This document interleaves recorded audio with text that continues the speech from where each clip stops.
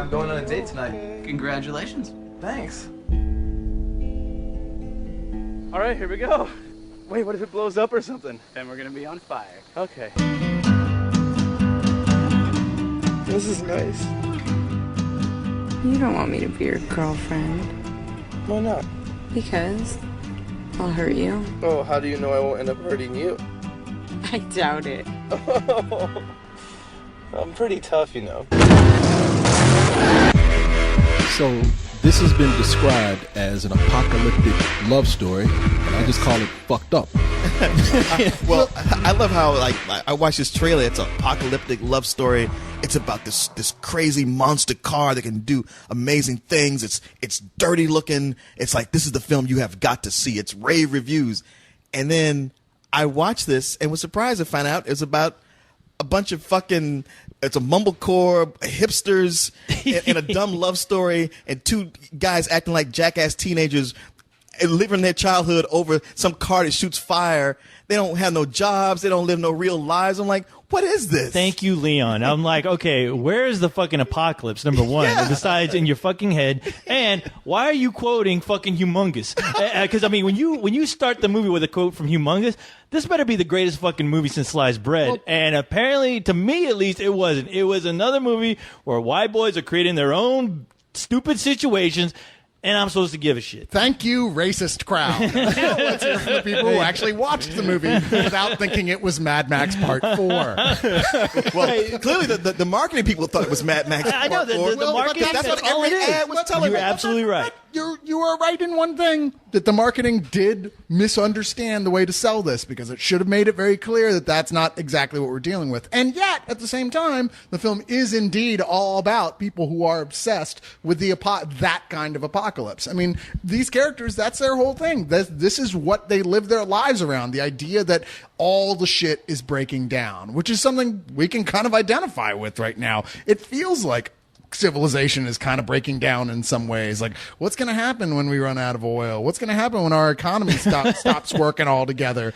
And this is from the viewpoint of people who are like living every day as if, what the fuck difference does it make? Cyrus, Let's just prepare for what happens next. I will give that to you if we were back at like into the 80s, early 90s. Are you serious? I will think give people feel that way right now? I will give that to you. No. I think you're going to find in the comments. No, not at all. Leon, do you feel that way? I honestly, like everything you just described, Yeah. I had to wonder, like, did I see the same movie? I know that this guy I watched said Bellflower on it, Yeah. but I didn't. I mean, what you're talking about, yeah, it got mentioned, but I didn't see how the film was about that. I Not at totally all. got that. Well, Bellflower is the suburb of Los Angeles that these guys are in, and all of this takes place. Now, It's a totally odd name for this film, by the way. Yeah. You know, the movie is odd because this, and I can understand how it's totally turning some people off. I really do, because the more I thought about this, the more I like this movie. And a lot of people have this kind of reaction, like they don't know what to make of it. A lot of people go in expecting what co-hosts expect. Co-hosts is always expecting the apocalypse. I better get it. You want to be humongous. If you sell the movie on that premise, I better see it. You should have seen his review of Jane Eyre. He was like, where the fuck is Among Us? I will back up. I will back up the co-host in as much as Jane Eyre didn't tell him he was going to see a movie. You're absolutely right, Leon.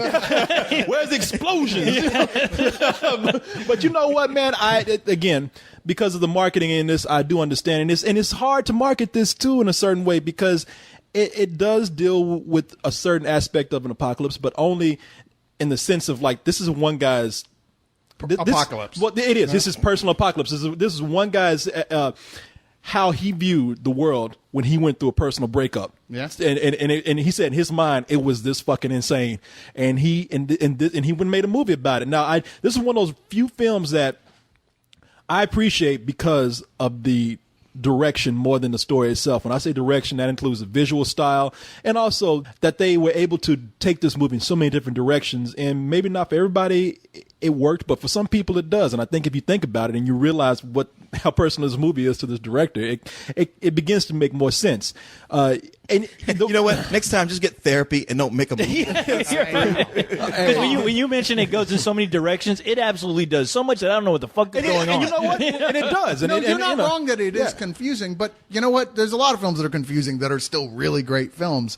I don't think that this nails that clarity level quite to the degree it probably should have, but I think there's nothing wrong with you being kind of abstract. And I think where a lot of people get lost here is because in the length of this story, there is a point where it breaks from reality to show us two possible outcomes of what might happen in this situation based on what's in this guy's mind. Yeah. And that's the part that a lot of people get really lost and, in fact, downright angry about. Well, I'm glad that you at least told them what to expect, because Exactly. without you, I still look at this movie as a mess. I mean, Well, I understood what was happening, so I don't know what to tell you. I mean, Obviously, well, the some thing is, people the did. film will obviously give you that idea, but at the same time, I'm like, you know what? I still don't care, only because these people who I'm supposed to give a shit about, I don't care about them. They're assholes. They are complete assholes, and there's nothing likable about these characters. And for me to worry about their problems over some guy crying over some girl that doesn't like him, I just don't care. Well, you know what? Here, let me tell us what the movie's about, and then let me tell you why why you're right, but also why I think that doesn't probably play into the story as much as you say it does, because the apocalyptic part comes into play here when you have two guys, Woodrow and what's his other guy's name? Woodrow. Where's my Woodrow? Woodrow and Alden, played by and by the way, this is the character Woodrow is played by Evan Laudel, who wrote, directed, and stars in this too. So There's no way you're surviving the apocalypse with those names. Yeah, by the way. I'm sorry. There's a reason why Max changed his name to Mad Max. I know. I mean, can you imagine him coming out, Lord Woodrow? Like, ain't nobody following your ass. The Ayatollah of rock and roller, Alvin. Yeah, Woodrow. That's a character on Sanford and Son. Get on out. But man, yeah. So Woodrow and Alden, you know what? You're right, man. These are these are typical hipsters, man. Except these are hipsters who are dangerous, because these are hipsters with weapons. I mean, these guys are so bored. They're not even hipsters, really. They're just kind of white trash. Oh no, they're hipsters. They're man. hipsters. No, they're fucking hipsters. They're too man. poor to be hipsters. Well, No, dude, there's a lot of poor hipsters. Are They there? work at coffee I shops. thought- I thought- They're overeducated in a discipline that makes no money. oh, these guys aren't overeducated. Well, you know what? You could also look at it as, and that's the thing. This movie doesn't have to tell you everything. You could look at these guys as either trust fund kids or people who just, because in the movie they Slackers. mentioned that they just moved into Bellflower, so you get the feeling like they saved up a bunch of money and just decided to move on. But I either way- call them trust fund kids. You're right, Corey. Yeah. Well, either way it goes, they got enough money to build fucking flamethrowers, and they are thinking about, now see, this is the thing, I don't know why you don't relate to them, co-host, because they are planning for the apocalypse. They are building these weapons. They build a flamethrower, and they build this car called Medusa, which shoots flames also, for their gang, Mother Medusa. Just in case the apocalypse does come, they figure out they'll be the baddest motherfuckers around. Except these guys are pussies, so they're gonna build this badass car for the real badasses who are gonna take this car. You're away from absolutely them. right. They're building it for me. All right, You're because missing you know the what? point The thing is, entirely. They're not trying to say that this film's not telling you the apocalypse is actually going to happen. It's saying these kids are a little bit fantasy prone. Yeah. and they are not looking at real life as real life. No, I got Well, let me just get through telling, we can keep going into this, but the thing is that these guys, I know, I don't want to be here all night talking about goddamn Bellflower. That shit ain't that fucking deep. But we're going to politely ask Leon and Ghost to be quiet for the rest of the review. I was looking at Corey. I was like, explain to the people. Well, Yeah. okay, so you got these guys, and this is where it kind of departs from the whole, apocalyptic theme that we see in the trailer. One of the guys, Woodrow, meets this girl named Millie, and they begin to fall for each other. They slowly date, and Millie's is kind of free spirit. When we had girls like this, trouble. Girls are We've all had Yeah, girls she's like just this, a little yeah. bit too free, This bitch ain't nothing special. Yeah, just no good's gonna come out of this. And she even tells him, like, I'm going to hurt you at some point. He's like, I don't care. I'm a big boy. I can handle it. I always date those girls. That's my break from the movie. Well, when that's when I'm right there. Well, when she finally says, I'm going to hurt you, she means I'm going to hurt you in every sense. Like, I'm going to just fuck your total life up. And yeah, at a certain point, when they get too deeply involved, none of these people are stable enough to handle the situations that happen. So you get Woodrow and Millie not only going crazy, but they bring in all their circle of friends who also get wrapped up in the insanity. And when I say insanity, we get at a point where we're talking about, you got guys with flamethrowers and flamethrowing cars. Of course, it's going to get fucking crazy. These guys, they got weapons for a breakup. So, They're not stable. And so now you get to a point where it gets so insane that you do wonder, like, all right, at which point is this going on in this guy's head, and at which point is it just a fantasy world that he's created, or maybe this is going on in real life? Who knows?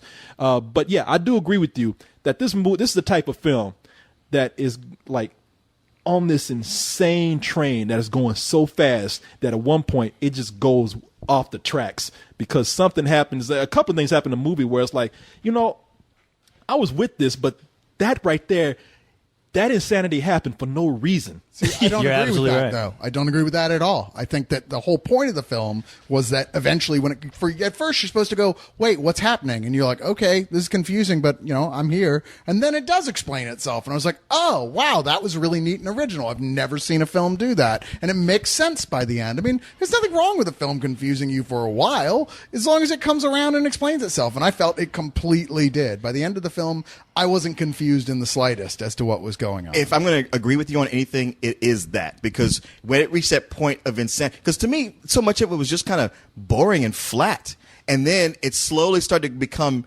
insane. Like when things start to happen, it got so insane. It was to an extreme degree. I'm like, the fuck is this doing?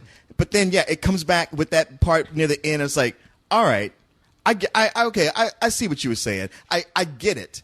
It doesn't excuse the fact that up until that point, it was completely boring. And I can tell you one big reason why I didn't care about these characters. I mean, because a lot of it is just Woodrow and Millie, on their road trip, not really doing anything terribly interesting.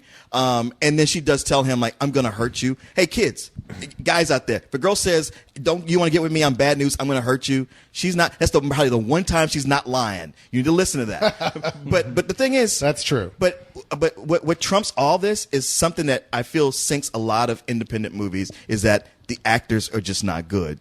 So their poor acting makes me not get into characters that aren't written all that interestingly to begin with. I'm not going to go so far as just call them poor actors. I think that they are definitely amateur actors, and I would go that far. I think for amateur actors, they're actually not bad, but they're not going to be in any major Hollywood productions anytime soon. That's for sure. No, I mean, because the star of this film is the director. It really is. I mean, the way the cinematography is done, the way the story ends up evolving and is told.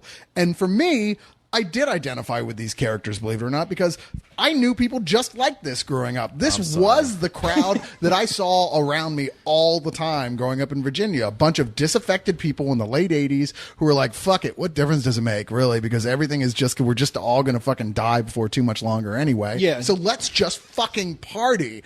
And that's what people did. They were apocalyptic and they fucking partied. Yeah, no, I agree with you. See, I don't think that they want you to really like these characters. There's several moments in the movie where they establish that these guys are assholes, and this is why things go crazy for them. I mean, these guys can't handle anything. They're childish. They're immature. That's why they're out there with no jobs, building fucking weapons out of nothing. If anything, you have hope because of the, like any love story, you hope that something is going to come out of the relationship between Woodrow and what's her face, Millie. Yeah, Millie. You hope that that's going to evolve to something, and that kept me going. And they're past the fact that this guy is just a man child, essentially, not a Will Ferrell style, but a real life style man child. Guys, I completely understand that, and I get that. And the thing with these characters, this movie, it was catering to my sensibilities of what I like. And the thing is that I like that these guys were into the apocalypse. They're planning for it. That's all great and beautiful. But the thing is, they didn't make it interesting enough. They didn't give me really a reason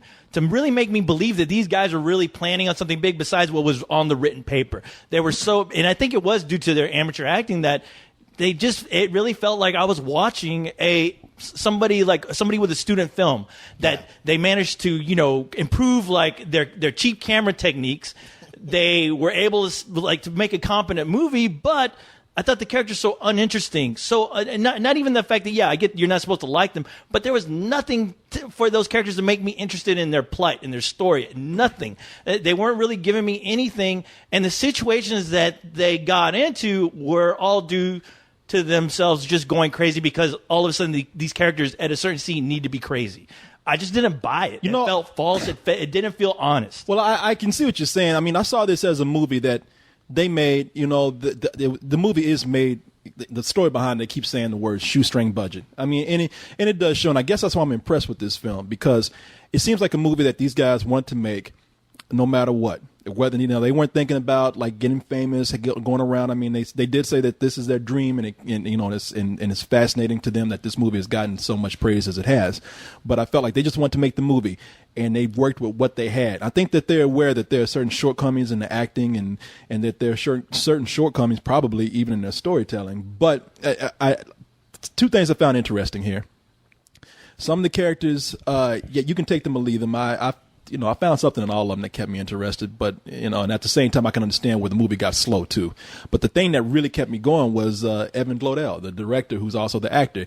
His character, whenever I was getting kind of bored with the film, I saw his character changing. I don't want to say where it goes, but he starts out as a very kind of shy, meek character, and the dark place that he goes to by the end of this movie is a total transformation for this guy.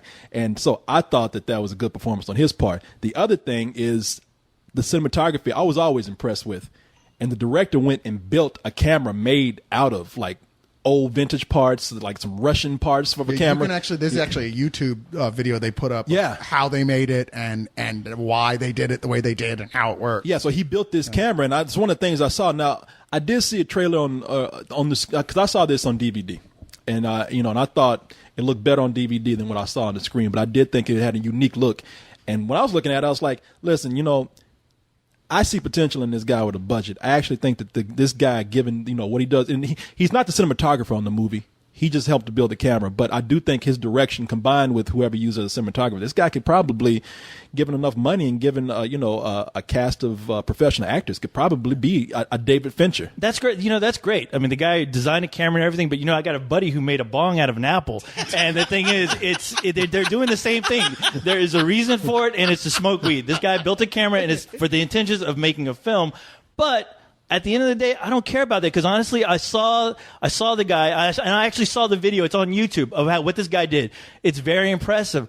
But after watching the film, I still don't care. I'm like, you know what? You had for this kind of story, you almost have to make the visuals look interesting because you know what? There's nothing in there in that story that's meaty to really chew on. I don't agree at all. It seems like you're like, I don't like any of these characters at all, so why is the point in ever telling a story like that? And I go, really? You really don't understand why you might I tell a story completely about understand. fucked up? I just don't look at it on the level that you do. Like every but it's like there's not liking the characters or thinking or being impressed by the story at all. It's like it's just a big so what? I was impressed by the story, actually. I really liked where they were going. You say you didn't believe, you thought things just happened to happen. I was like, you know what? You didn't hang out with those people, and I did. And I was those people. Trust me, you would wake up in the morning, and the stove might have been dragged out to the backyard and blown up. How are you going to tell me who I am, what I hang out with, what I'm about? Because you can't say that. You can't use that as a criticism. Clearly you weren't, or you wouldn't say the stuff that happens in this film is because I'm not agreeing with you in your camp? No, because you just said you thought it was unbelievable this stuff would happen. I'd say, shit, it sounds like 4 or 5 years of my life of what shit I used to wake up to all the time. Really? One time we woke up in the morning, my roommates had put a bunch of Barbie dolls in the stove and melted them for no reason. They just did it because they wanted to see what would happen. I don't want to see a movie of that. I don't want to see that either. But you're saying that's unrealistic. I'm saying it's not unrealistic. This is that. I'm not saying crazy, that. Let's drop acid. Let's smoke a lot of pot. Let's fucking live in squalor because what fucking difference does it make? We're just here. We're going to have a good time as much as we can, as long as we can before all this shit falls apart. But you know what? The people who I hung out with that did all that stupid shit, they were interesting. There's a reason why I hung out with those people and this to me every day. This one didn't. This scene, especially at the end, there's a scene where a girl, a female character, you know exactly what I'm talking about, Corey. Yeah, that's the scene that I'm talking about that I don't understand. Just out of the fucking blue that makes absolutely no sense. That's the one thing and that in the movie, tells me, you know what? I don't think these guys really know what they're writing here. I think it's all just to do things, just to make it go, look, pay attention because we know we're not, this story isn't all that interesting. We're aware of that. So we're going to do something that's shocking, that's out of the fucking blue. Here it is. Look, I shot it with my nice camera. Oh, well. Good. I distinctively disagree with you on every single point you just said, especially that it's not interesting because it was to me and clearly to some other people. But, it is going to be interesting to other people because I know this is the type of film that people love to get in their art houses and because it caters to that. I completely understand I don't and I disagree get with it. you there. But I just didn't find it interesting. But I'm not saying people who do find something in it, it's great. It's not a major release film, and I won't argue with you there for a second. Is this for general audiences? No. Is this going to show at your local Metroplex? Fuck no. You know what? In fact, you might be lucky if your local DVD store carries this film. But I feel like in many ways, these guys are kind of like the modern day Alex Cox, like bringing up the same type of themes that he did with films like Repo Man and Straight to Hell. Like those sort of apocalyptic people who were punks who were just like, fuck it, and exploring those type of worlds. And I hate that you say that because I fucking love those movies. But and I'm those sorry, there characters, is a direct and those line characters to that. are priceless. Those characters are memorable. We're still talking about those characters. I don't think the same thing is going to happen with this film. I don't agree. You know, I want the apocalypse to happen just to see you two go at each other. It is fun to watch one of these and not be right in the middle of it for a change. Yeah, I'm enjoying this. I'm just sitting back and watching. But you know what? Then again, I love when a movie like this comes out because we can have these opinions about it, especially in the sense of just filmmaking and storytelling. But the thing is, that's where I will give the filmmakers credit that they can make a movie like this where you and I can bitch about it. You know? Yeah. We're still gonna have a beer afterwards. It just depends on who you are. I am more into you. I mean, like a film like this. If I didn't feel like it had such a unique vision, it would be that movie that you were talking about right now. I feel like this director has a very unique vision. I think he has a unique style of storytelling. I think, this is a guy that sticks to what he, to his style of storytelling without thinking about the audience too much and saying, oh, they're not going to get this. If this isn't conventional enough. I admire that. And, and like I said, I see talent in this film. It might not have the budget to bring it fully forward in this film right here, but yeah, I do find it interesting. I don't find it confusing. I do see some parts where it's just a little too random, but they're very small parts for me. So yeah, I give this movie a high matinee. Yeah, you know what? All the things that you guys mentioned, especially like them make a whole separate video to build the camera. It's impressive, but it doesn't impress me. It's almost like it's one of those films where I go like, hey, that's really cool you did that. You should show that to your friends. Can I say something real quick, though? I'm not impressed by him building a camera. Like you said, anybody can build any kind of shit. And, you can go to Burning Man and see a bunch of trash out there. You could take your iPhone and strap a bunch of Legos around it. Yeah, but, it's what they did with the camera that I thought, again, gave this, the look that it did, the vision that it did. And so, yeah, if he built a camera that was true that served the vision that he wanted, I am impressed by that. And to me, it's like it's a great look that's wasted on such a thin story that just doesn't play. It's like a lot of impressive things that lead to that attach to something I don't find that impressive, that didn't make any kind of mark on me. That I sat there watching, waiting for something to happen, and then when it did finally have something happen, I was like, I don't like that at all. I mean, I won't take anything away from you guys. Cyrus, you said you grew up with these people, and that's great. I just found it. Well, it's not great, but okay, it's not great. Yeah, it's just like I feel like a better story could have been told with these people, with better actors, with characters that could have been like this and yet gave me something about them that I could care about or find interesting, and it just wasn't there. So much of this movie is built around, at least promotion-wise, built around this car, to the point that this car is going on tour, and yet it comes into the movie at such random points that there's a point where it's gone for so long that when it comes back, I was like, oh, I forgot this car was forgettable. Yeah, they oversell it in the trailers because it's such an amazingly badass car. So, what is all this? Take one of those Dixie cups, Okay. put it underneath the spout, and turn on the passenger seat heat to pressurize the system, and then it just works by pressing the button. It's whiskey. No. Oh my god. Is that awesome? It's like a James Bond car for drunks. And Sure. you think the whole movie's going to be about the car. Yeah, I mean, they're telling me, hey, this car, check out the Medusa. The Medusa's on tour. You come see the film, come check out the car. The car is featured on the poster Yes. with a nuclear bomb in the background. Yes, it has a very Mad Max look, and where I'm like, you know what, that's such a small element to this film. I feel like I got a bait and switch. If I feel anger about it, it's kind of a bait and switch, but also kind of like, well, this is just kind of dull and a lot being made about nothing. And I wish there was more to it, but for the most part, I feel like, wow, you really just kind of wasted my time here. And I don't know, I just not impressed by this movie at all. I'm generously giving it a low rental. I'm going to throw your own words back at you and say trailers lie. Oh, so sure. It's not fair even though as much as I agree with you that the trailers and the marketing was totally misleading, it's not fair to hold that against the movie in and of itself. It really is not. Because, no, the movie is not what it sells itself on what the marketing team decided to sell it as. But that being said, I did really enjoy it. There are points that I would definitely agree with you on. Like, for instance, you said there was bad acting. I don't think it was bad. I think it was amateurish. And I think the problem is that the director is grasping for something that's out of his reach as far as more epic than these actors can really give away. I think that they're going for a sort of a societal statement about these kids, about these disaffected kids, that these actors aren't quite capable of really selling. But to a certain level, I identified with them from the get-go. I remember feeling exactly that way. I remember hanging out with that scene that people that said, fuck it, let's just party like it's the end of the world. And occasionally on every other Saturday or so, even today. But, we go see Karaoke Apocalypse. What are you going to do? But you know what? I did thoroughly enjoy this. I thought it was a really unique vision. I thoroughly loved the way that it looked. I thought it suited perfectly the tone of the film, and yet it could have been better if they had just had maybe another $50,000. I think it would have helped a lot, and maybe a casting instead choice. of $50. Maybe a casting choice different here or there. So I'm going to give it a low full price, but still very much. If you like this sort of thing, if you're like really into independent film, then this is I'll go so far as say a super important film to see, because this is going to be a guy who I sense is going to be doing some much more interesting stuff down the road. Yeah, I truly believe that too. The director is going to be doing some really cool things. So. Well, I believe that this movie is pretty much like the end of Mad Max: The Road Warrior, to where there's a lot of fighting about who should be liking what, where this movie is like that diesel truck. There's a lot of fighting, a lot of shit going on, and at the end, when that thing topples over, you find out there ain't nothing in there worth saving. It's just nothing. And it's just disappointment. And you're like, all this over what? And that's how I felt. I didn't care about the characters. I didn't care about the story. All the car crap. It just, there was absolutely nothing there. And like Humongous, I have to say, I am gravely disappointed.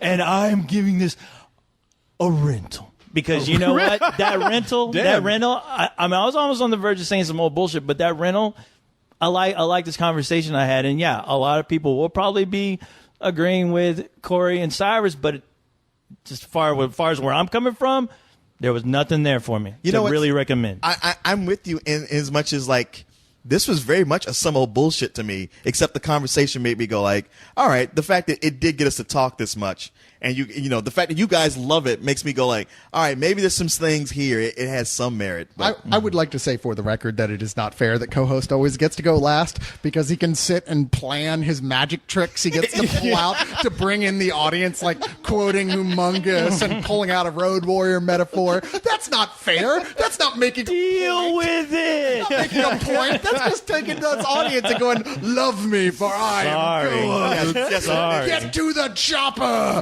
It's some old bullshit. Hey, Cyrus, with your complaints, get in line. Get in line. It's not very Bellflower. It's not.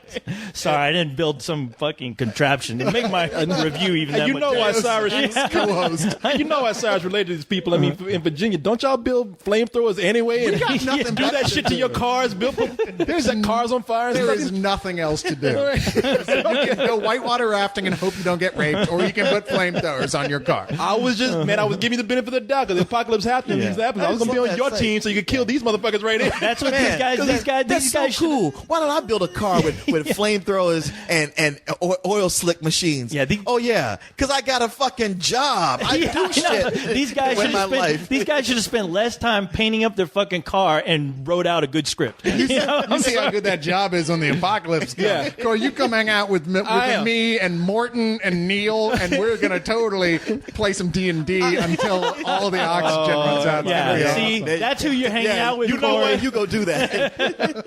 In the apocalypse, the lucky ones died first. Shit. Humongous will show up and shove that car up their ass. I like the way, like, if the apocalypse would happen, that's going to be the deciding factor for us. Not who has the most oil or resources or food or water. It's like, who likes Bellflower? I'll kill you, you naked son of a bitch.